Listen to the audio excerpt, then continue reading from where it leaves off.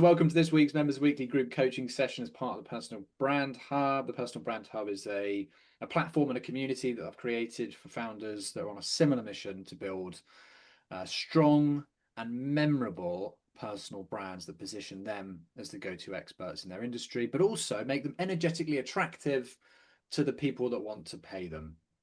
And this week, we're looking at booking high-value conversations, my infamous coffee chats, and how they are best suited for people that don't necessarily have or want fancy sales funnels. Because I know, Mimi, we were talking about it the other day, and you said I don't have a sales funnel. Well, it's not a necessity. You're still getting business without a sales funnel, aren't you? Yeah, but would get more if I had one. Perhaps you would, but then you might attract dodgy clients through a sales funnel if your sales funnel isn't up to scratch. There's a lot of time and effort needed into building a sales funnel, and that could be anything from a free resource to a trial call, to 4 weeks free coaching, which was what I had until recently, which I've retired now. But they can take a lot of time and effort. But what about if you just have a structure where you've got these coffee chats set up, you're having high value conversations, you're not just able to demonstrate your expertise, but you're able to take these calls and use them for content ideas, collaborations. Anyway, we'll come on to that. So if you've been here before, you'll recognize my Be More You framework. And it is built around my values, which is I believe that you should be more yourself in business so you attract the people that are meant for you. And it's also an anagram for your beliefs. What do you stand for? What do you stand against? What are your experiences? What have you experienced in life that people would find value in today and help them resonate with you? What are your moments, not just present, but also past moments that have shaped who you are today? Present day, when I talk about that, I'm talking about what conversations are you having, exactly the kind of stuff we're talking about today with coffee chats, taking the moments and the conversations you're having in these chats, turning them into content of, I had a chat with so-and-so the other day, they're struggling with this. This is what I said in response, and this is how I solved their problem. Opinions, what do you stand for and against? Again, no one's going to buy into someone that's as beige as wallpaper and doesn't actually have any opinions. Results, it's not just about what you say about yourself, it's about what others say about you. I learned, I used to get this in executive recruitment. I see CVs that would say, I can do this and I believe I'm good at this. Well, I don't give a toss. I believe I will read and believe what other people say about you. Because you can say any old crap about yourself, right? I could say I'm an Olympic lifter, right? I've got an Olympic gold medal, right? But if someone else says it, it's instantly built that trust with someone. Expertise, what are you good at? How can you demonstrate that to other people to build that trust? What's your why? What gets you out of bed? Others, collaborations, and to wrap it all nicely together, unfiltered, dropping that professional facade sometimes. Because we're all ingrained with it, whether through a previous corporate job or even through school. We're ingrained with this kind of profession, how we should speak and what we should say and what we should look like. And it all makes us just blend into one, and no one really stands out. And your aim with a personal brand is to stand out. If you feel comfortable to share your opinions and share all the things that I've just mentioned. Now, when shared consistently, you start attracting better aligned clients, opportunities, talent, and funding, if that's what you're looking for. So, guys, and James, I am going to ask you this question. I know you weren't here last week, so sorry to put you on the spot. So I'll come to Mimi first. We talked last week about values and beliefs. Really, really, really important cornerstone for your personal brand. Now, it doesn't have to be necessarily like a business. You don't have to think like, oh, what's a business value I've got? Like, I believe in providing good service. What's one value or belief that you've got in your personal life, and how have you shared that, whether through your messaging and through your content? Mimi, over to you. Don't put me on the spot. My brain isn't working. I've had the busiest week. A value or belief that I've uncovered since last week. Or even during the session last week. What's something that you makes you go, oh, that really annoys me? What annoys you about other travel counsellors? There's not travel counselors, there's another Oh, another competitor. yeah, there's a competitor who just they're basically like an MLM and they just keep hiring travel agents and advertising that anybody can be a travel agent and do it as a side hustle. That word really bugs me, hustle. Okay. Um, and then there's like a girl in my local groups that's joined this company and Yeah. she keeps posting when she's done a booking and she like shows how much commission she's earned on the booking. And that really bugs me because I just don't think you should. It's like, would Yeah. you expose how much you've earned off of a customer? Well, it's completely case by case, isn't it? I don't. I personally wouldn't know. It's like this is how much I because But my they're doing it in an attempt to recruit more people because then they'll make more money from recruiting rather than they're not actually concentrating on the travel oh, side. so you see there then the main motivation is recruiting other people, not actually helping their clients. Yeah. They're taking the concentration away from actually helping people, which should be Yeah. your main mission and goal, Yeah. to making more money by hiring more people, i.e. MLM. Yeah. And then there's like some suppliers actually in our contracts like you can't expose what you've earned. And so there's a particular Yeah. tour operator. They're like, I earned this much on this booking. And I know for a fact that if that tour operator saw that, they'd be being breached of their contract. So it just annoys me because Wow, there you go. So how can you put that into your messaging to stand against that? oh no, why did I talk about that? Um I don't know, just to say that it's more important to me. Right? Like my main job is being a travel agent and getting the right thing for the client rather than to try and entice others to, because they've basically got two jobs, haven't they? They're being a travel agent, they're also trying to recruit. So I'm not Yeah. recruiting other people. I'm here to do my There job. you go. That's how you translate it into what you stand for. I stand against the hustle culture or other travel providers that are primarily concentrating on, you know, hiring more people into their. Well, we go to like we get hosted for dinners by suppliers, and they'll Yeah. like have do presentations throughout, and at the end, like they do good prizes, like you might win a couple of free nights somewhere or flights or whatever it might be, or a bottle of wine. And Yeah. somebody came up to me at one of these events and said, "Oh, did you know that if you come to these, not only do you get like a free three-course dinner in a nice hotel, but you could win a holiday, and you can join our consortium, and you don't even have to book holidays, you just get free dinners and then you can win free holidays." I'm like, that's not the Yeah. point. Like the suppliers don't want to pay for you to have dinner and give you prizes for you to not actually book their holidays. There you go. Just All right. annoying. There we go. So well, there's a value and belief that we've uncovered with you. James, over to you. Well, I think over the past week, bit of context, maybe I've had this problem with my eye where my optic nerve has swollen and I can't really see that well through my right eye at the moment. Oh no. And I think it's just sort of made me realize how um, I'm always trying to improve myself, really, whether that's, physical or um, with business, things like I that had to as put you well. back a step. Yeah, and I think it's just sort of made me emphasize sort of I was doing quite a lot of things.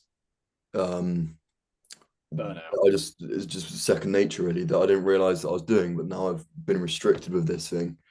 It sort of made me realize that, and I think it's so important for just like the human race to constantly want to improve yourself. Yeah. Um, And not just we lose sight of what's important. yeah, well, just That it's pun just like intended. yeah, in not just financially but physically, and Yeah. just learning even more things. Yeah. You can never learn enough, really. And I just think that's so important, which sort of links to my um, Yeah. business in a way by targeting younger people to improve their financial situation. Yeah. And one of your beliefs and values that you sort of share in your content and through your messaging Mm, can be that, you know, yeah, it's up to you how you word it and how you position it. But that's something that's important to you because that's a lived experience that you've been through. yeah, Uh, and that will help people resonate with you. mm, Because I go, oh, well, I've been through a similar experience, or my parents have been through that, or my friend's been through that. yeah. Right? Just Creates like a resonance. That's your talking primary point goal for, of all this, yeah. creating resonance. Thank you guys for sharing that. So personal branding. Your aim isn't to convince anyone. Your aim, this is my belief, right? My belief is that your aim isn't to convince anyone to work with you. If you've got a strong, memorable personal brand, you don't persuade people, because your messaging, your content, your every single part of your output, whether it's a conversation at a networking event, filters people, because you're totally clear on what you stand for, what you stand against, your beliefs, your values, you've shared your experiences. And at the point at which you have a conversation, you're only there to really build a connection. The trust is already there. They know the value that you can bring. And literally, case in point, this was yesterday I received that DM. I love what you're putting out, and I'm legitimately curious as to, this is the first DM I've had from this person. Curious as to whether we might be able to work together. They know the value of what I bring. They know how I help. Again, here, are you able to show me your pricing, please, so I can work out how to get to the point where I can afford to work with you? She knows my value. She knows what I bring to the table, and she's basically ready to work with me. That's a clear case in point, a clear indicator that your personal brand is working. These kind of DMs. Okay. Any questions on that? All good. So, if you don't have a funnel, sales funnel, then you've got this, coffee chats. They're a brilliant way to build trust fast. If there are people that have slipped through the net of your filtration system, we'll call it, your output, then it's a great way to sort of filter out the wrong people right here. They're a great way to show your expertise without pitching. So these coffee chats are brilliant for those that don't want to feel icky and salesy. I know there are a lot of people out there that don't want to go down the typical hard nose, PVC salesman, always be closing techniques. I was actually pitched at yesterday on a coffee chat, the bastard. I was angry with myself in a way, because I thought, how did he get through my filtration system? And about 15 minutes in, I did let him pitch. I did say, yeah, okay, go on then. And I ended up at the end of the call saying, if you had have read my profile properly, saw all my content, followed me for a while, you would have noticed that what you're offering is a complete mismatch for what I stand for. He was selling cold DM outreach through LinkedIn, and I was like, mate, everything I talk about is against that. So I don't know where you thought that I was a good client for you. And I did, in a very polite way, say, if you'd had done a bit of research, you would have noticed that, and you probably wouldn't have wasted 30 minutes of your time. I didn't say that. I wasn't quite that blunt. But yeah, and also the reason I was kicking myself was because I was like, well, how has he got through my filtration system? Well, it's his fault for not reading not seeing my content. But anyway, there's a good piece of content I'm going to do on that. a good learning point for all of us to take. So the 3 C's of coffee chats, it's not just about finding new clients and looking for those ideal customer personas out there and going, oh, you're a good person to chat to. But similarly, it's not just a point to go, oh, well, let's chat to any old Dick, Joe, and Harry. You do want to be speaking to the right people, and we'll come on to that in a second, who to speak to. But they are a brilliant way to find clarity and refine your messaging. The more questions you ask, the clearer you're going to get on understanding your market. So you can ask questions like, I don't know, what typically are you struggling with right now when it comes to X, Y, Z? What keeps you up at night? What would you be looking for if I were to create a product or a service that solves that particular problem of yours? And then the more coffee chats you do, the more conversations you have, the clearer you're going to get on who you're targeting, who you're best placed to target, and where your skill set fits into that market as well. It's taken me a good 12 months to find, clarity and I'm still finding clarity. We all are finding clarity. It's a never-ending process, but coffee chats are a great way to accelerate it and refine it. Collaborations, unexpected intros. Collaborations again goes back to the Be More You framework. It's not just about you, mate. It's about who you can work with. How can you expand your network? Who could you speak to that could introduce you to 5 people that are your ideal clients, or one of them can get you onto a podcast that gets you a reach of 100 different people, right? So it's about that sort of compounding effect, building that Mimi and I, we know this, like networking, right? It's all about getting out there, being known. Who could you introduce me to? I went to my first face-to-face networking event here in Scotland the other day. It was a completely wrong crowd in the end, but I was introduced to that event through like 3 different people. I went because I was like, well, let's try it out. Let's get back to some face-to-face stuff. What was wrong with it? It was a bunch of employed HR people doing a presentation on retention in the workplace. And I was like, no one here is my ideal client.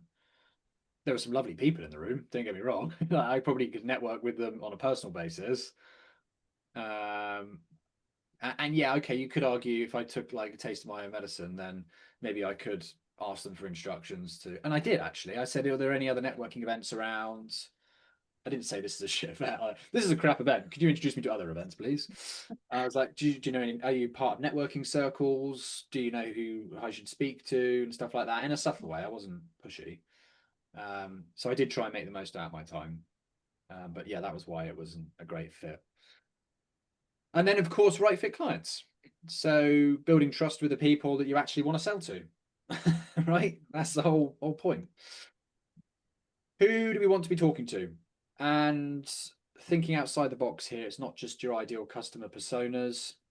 It could be old colleagues that you've worked with. It could introduce you to people, old bosses, previous clients that you've loved working with. So reconnecting with them, telling them, asking what they've been up to, who they've been using since, what challenges have arisen since you last spoke. And you take those challenges and you turn them into content and you try and help them solve them on the coffee chat call.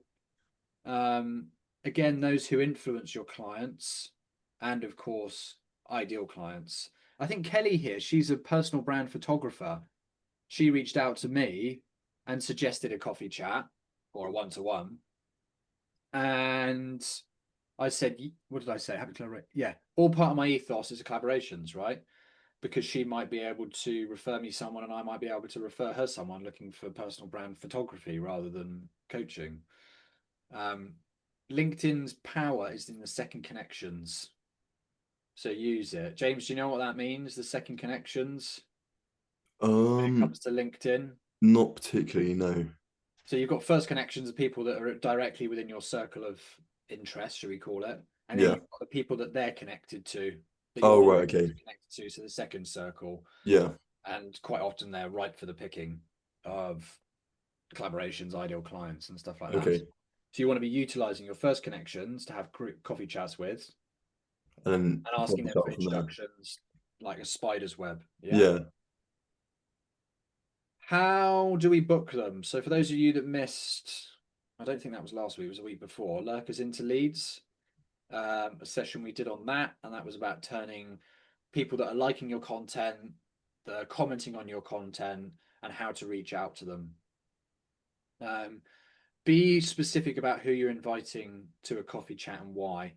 I was helping James yesterday, my one-to-one client, and we were talking about different DMs that you could send to people. So perhaps he created it off the back of what I asked him to do. He created a list of 15 people that had liked his post that he wanted to speak to. And some of them were people that he'd never spoken to. And some of them were people that he worked with previously and he wanted to reconnect with. And right, we could perhaps they could be ideal clients, perhaps they could be good collaborators. So the people that he's already known, he could say something like, look, thank you for liking my post the other day. Really appreciate the support. If you're up for it, would you let me buy you a coffee and let's have a catch up? If not, then why don't we stick to the DMs And that, by saying that, maybe we covered this last, was it Lurkers into Leisure last week? I can't remember. By saying that, you're putting the control in their hands. You're removing that pressure of, I'm going to sell to you. I'm about to corner you on a call and try and sell to you. Oh, here it is. Remove any kind of pressure. Put the control in their hands. So don't just be like, how's it going? Say stuff like, what exciting projects have you been working on at the moment? It's been a while. Let me buy you a coffee and let's see if I can help you. Right. And that's like the initial outreach DM. Then we can reinforce that lack of pressure. That's the right turn of phrase. In the invitation link. So your Calendly invite, for example, in my description of my Calendly, it says, this is not a sales call. I will not talk to you about what I offer unless you ask. And also I've even put in there how in fact, I'll go back to this slide here. So if I zoom in here, here's my coffee chat. Hello. Everyone seems to be shouting about themselves these days, pitching left, right, and centre. Yuck. But I genuinely enjoy conversations with fab people like you without an agenda. And then down below here, it's got some testimonials from people that I've had coffee chats with on the value that they've taken away from my coffee chats. Maybe I've given them new content ideas. Maybe I've introduced them to someone. And this is the whole point, right? You need to be delivering value to build trust. So it's not just a get to know session. It's asking questions that unpick their challenges and pain points within the call. And then in the last 5 or 10 minutes going, oh, well, actually, you mentioned this, maybe you want to try this. And they go, oh, thanks. Yeah, really appreciate that. Yeah. And then you've instantly built that trust with that person. Where were we? So 4 rules of coffee chats. And I'm going to ask you guys a question here. Who does preparation or any kind of prep? I don't care whether it's 2 minutes or 5 minutes or 10 minutes or 30 minutes before a one-to-one call or a sales call. By prep, do you mean like I always have a quick stalk through their LinkedIn or yeah, basically I stalk everybody anyway, but before a one-to-one I do, and just see what they've been up to like that week, so I can say that, oh yeah, I saw you were doing that. Why do you do that? So icebreaker, and makes it look like I'm interested. No, I'm not interested. You'd say that. But what does it instantly build as soon as Trust, because it shows that I'm giving them interest, doesn't it? And actually, I'm quite offended if people haven't done something back. Like, yeah, it just in gives. 99% of my calls. If you look at it the other way around, it just looks like they're not really that interested and too busy, like, to take an interest. Yeah. That guy instantly lost trust with me yesterday. I didn't even, before he even said he was going to pitch to me. He didn't know anything. Oh, that's right. He said, Mimi, this would be funny to you. He said, oh, I'm part of a BNI chapter at the moment, like one of the biggest in the country. And I was like, mate, if you spent 2 seconds looking at my profile, you'd notice I was a president for a year of a BNI chapter. Didn't look. Yeah. No. Didn't do it. And he's a LinkedIn guru. Yeah, hasn't posted about twice in the past year. And basically builds his business off cornering people in one-to-one chats and just shoving his product down his throat. Lovely guy, amicable, don't get me wrong, but just proper old school. And I thought, fuck. I do think it's something that comes with age as well, though, because I think back to like my early days of networking, because I started being self-employed 9 years ago. Yeah. And like my one-to-ones that I would go to probably were a bit off for the other people, because I was a bit fresh and not really, like, now I'm really like confident just to go and have a conversation with anybody, but it has taken time. And leading on from that, so I put here about during the conversation or during the coffee chat, the one-to-one, whatever you want to call it, are you asking them questions that subtly link to the challenges you solve? No, I probably should direct the convo. I just generally talk about crap, as you know. I probably should direct it more into selling myself. Spend the first 10, 20 minutes talking about crap, by all means. That's what builds the rapport, doesn't it? The trust. The no part of the no like trust. Yeah. Yeah. I just feel a bit salesy sometimes if I start talking about travel. Well, it's actually a really good subject to talk about because Everybody everyone loves talks about talking it about going on holiday. So Yeah. you could just, do you know how you could slide into it? I'm not teaching you to suck eggs here. What holidays have you been on recently? Yeah. Most of the time people don't even realize that you're sliding them down this subtle path of understanding and unpicking. Or what were the kind of challenges you suffered on holiday? Like what, oh, were your flights delayed? Oh, what kind of place did you stay at? Right, just showing interest. Yeah. And then going, well, and then at the last 5 minutes of the conversation, at this point, you've just let them talk about themselves for 90 minutes and their holidays and how great they are and how great their 90 minutes, business but yeah. is. And then at the end of the 5 minutes conversation, you go, well, look, this is what I do. This is how I'd solve the problem you just talked about. Why don't we, I don't know, why don't you sign up to my personal brand review or something? Or why don't you join my email newsletter? Yeah. And of course, by that point, they're feeling so guilty because they've spoken about themselves for an hour that they're like, oh, yeah, sorry, of course. Good, Yeah. good shout. Happens all the time. People, yeah, anyway. But I don't mind. And I know you can take offense to people not doing their research and talk about themselves all the time, but people just love talking about themselves, and let them do it. And they'll feel guilty at the end of the call. And at that point, you're in control because you can go, well, why don't you do this? They've got a much more likely chance of saying yes. Mhm. Afterwards, always follow up with a recap of what you covered. So that's why I take the transcripts of all my calls, so I can go, look, what kind of things were they struggling with? What kind of solutions did I provide in the call? And then draft that into an email following up. And then they've got something to look at afterwards. It's in their inbox that they can action. Because 90% of the time, if they've just written down some notes after one-to-one, they're never going to fucking look at them again, are they? But if you're sending an email and putting it in their inbox and going, this is what we chatted about, this is the value that I provided to you in a subtle way, and then they can action it. And then you can remind them about the call to action you gave them at the end. Why don't you sign up to this and so and so? Why don't you speak to this person? You've helped them, right? And that help builds trust.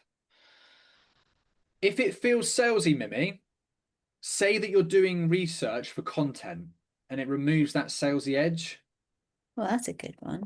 Research. But you are anyway. This is not bullshit. You are actually doing research for content. This is another really, really good benefit. And this is what I was saying to you, James. This is carrying on from our 2-minute conversation before I let Mimi in. Is use these for content generating ideas. These coffee chats, not just to build, not just to build trust and to filter people and to ideally turn them into clients, but to find content ideas. I take all my coffee chat idea transcripts for the week, put them into ChatGPT and go, what kind of patterns have you found in what people are struggling with this week? And what kind of solutions did I provide to those people? And then it's generating content off the back of what I'm actually good at, not some bullshit like, James, you're right, mate. You're struggling with your. No, yeah, it's all right. It's Put just, some Stevie Wonder glasses or sunglasses. yeah, no, it's weird. It's just like Why one feel side's insensitive? dark and then the other side's light. But I'm fine. I'm fine.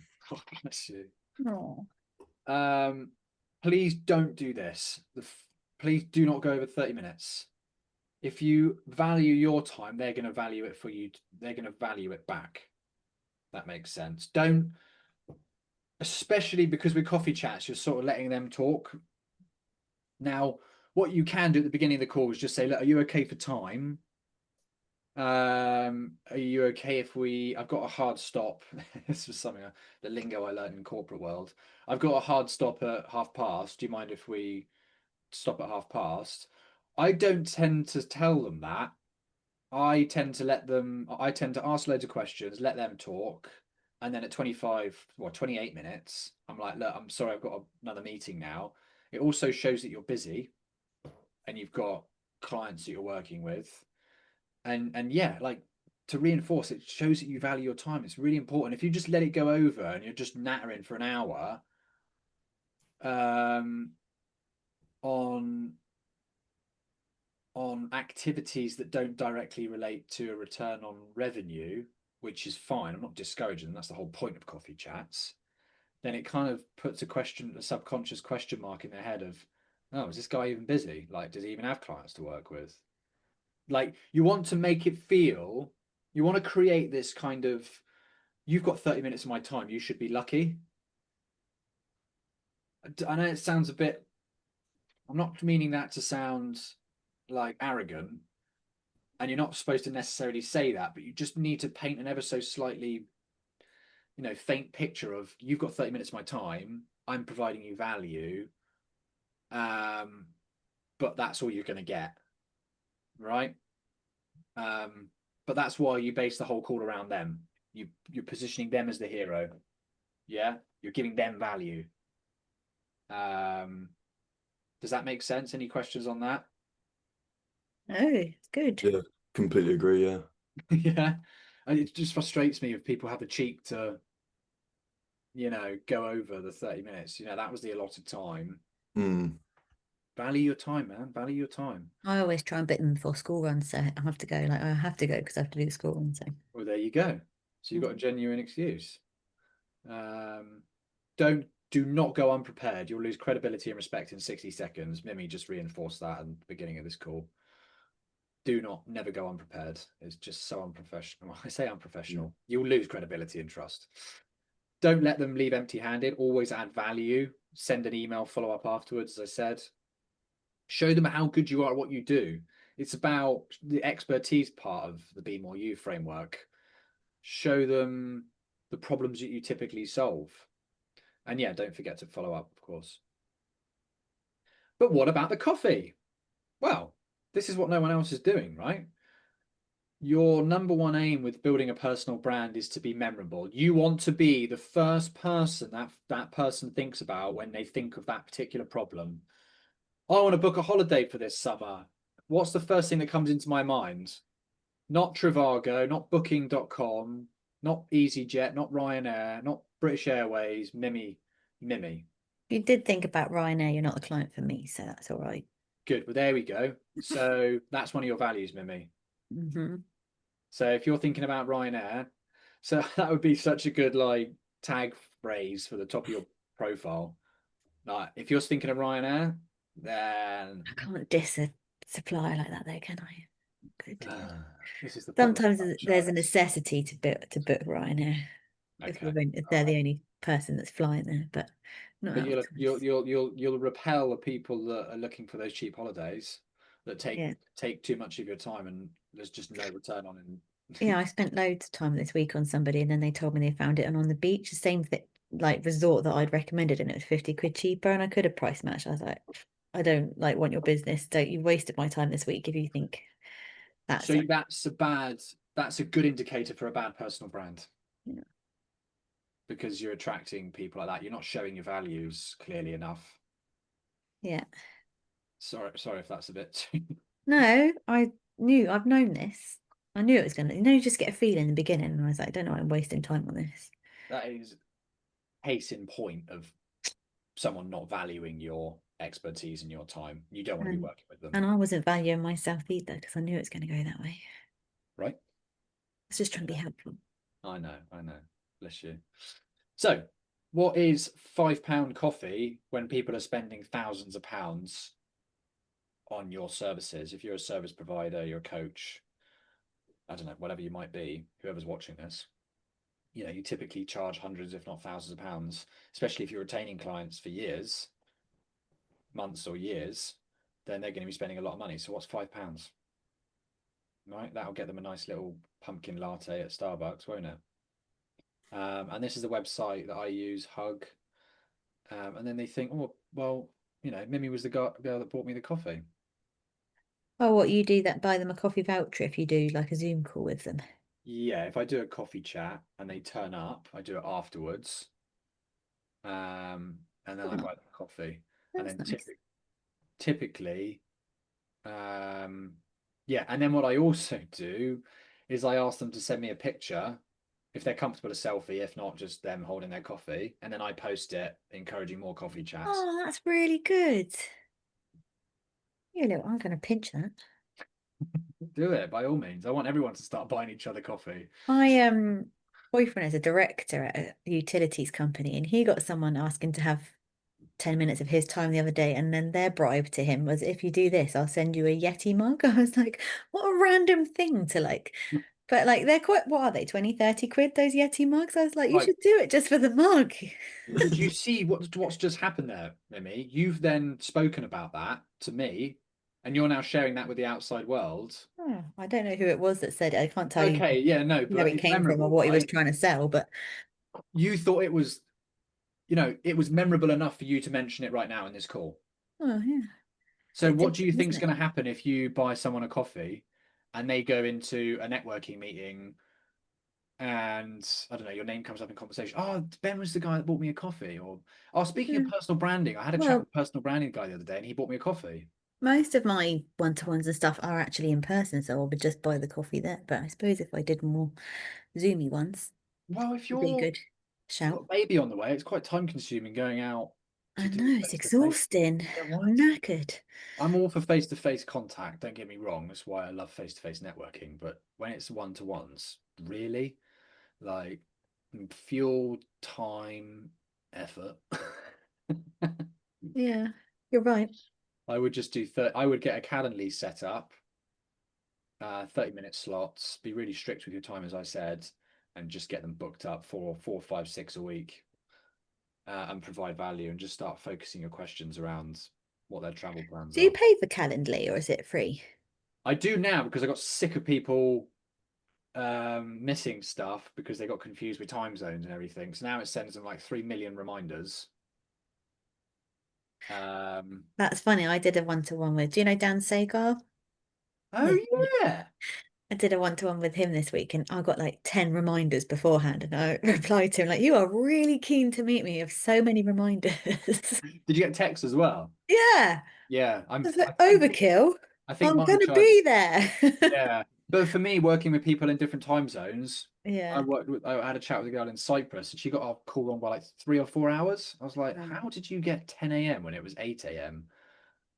So I send the text reminders and everything. That's why I pay for the premium version. Sorry, very long answer to Is that. it expensive, Calendly? £140 a year, I think. Oh, that's nothing, is it? No, I would definitely do it. And what else does it do on the premium version? I forgot. Yeah, I think it was just the reminders. Oh, I can set up multiple meetings as well. So now I've got my coffee chat, my get to know, and I've got my personal brand review, which is my other sales funnel. Okay. Which Because is like, people do look quite good on LinkedIn when it says underneath, like book an appointment. there's a problem. Yeah, that can work. I'm not going to go totally against that, but um, it. I suppose it's very unlikely for someone to book a discovery call. That's why I've got this is a conversation for another day, but I've got my new sales funnel, which is apply for a personal brand audit. Yeah. And by using that, I've removed any kind of free stuff. I don't use free discovery call. I don't use free 4 weeks coaching anymore because it devalues what I offer. And by using terms such as apply, it's encouraged so much interest because people are like, oh, it's scarcity tactics, isn't it? Yeah. And I'm booked out for September, half booked out for October already, and I've introduced it a couple of weeks ago. It's pretty good. Yeah, so don't use any kind of free stuff or free discovery call or any shite like that. How do okay? Okay, if I'm dissing that, how do I book coffee chats? Well, I do the outreach to warm connections. So I'll say, look, it's been a while since we've chatted. Why don't we have a coffee chat? Catch up, see whether I can help you with any of your challenges at the moment. That's how I book coffee chats, and I advertise them on my Instagram story and stuff like that. If someone's bought a coffee with my gift card, I'll post the picture of the coffee and say, "Why don't you book a coffee chat with me? You talk, I listen." I've just like, it's not really to do with what you're saying, but it is a little bit, I had like a little aha moment, which is that Yeah, my clients are going away on holiday and I could ask them to send me a picture of them on holiday so I could post that and use it as free content to say they're having a great time in XYZ. And I've never done that. you've never done that. No, but it's content, isn't it? Brilliant. I think that's yeah. I couldn't agree with you more. Yeah, that's a brilliant idea. Right, please help me grow this community, guys. Post about it today. Share one thing you learned, even with me privately. Who is one founder that you know that's fantastic offline but invisible online that you could introduce me to?